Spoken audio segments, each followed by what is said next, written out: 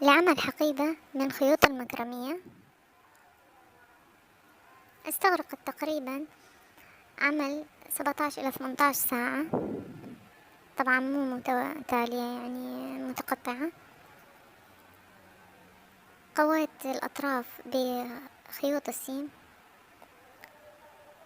المتوفرة بأغلب المعارض الأعمال اليدوية، تتحمل ثقل وزنها 300 جرام تقريبا. أخذت مني 3 بكرات من الخيوط، توضع بشكل جانبي أو على الكتف، ممكن نحط بها أغلب الأشياء اللي نحتاجها وتتحمل ثقل. هذه نوعية الخيوط اللي استخدمتها بعد نفاذ الكمية، طبعا صورت. إن شاء الله تعجبكم. شكرا للمتابعة، لا تنسون اللايك والاشتراك ومتابعة القناة.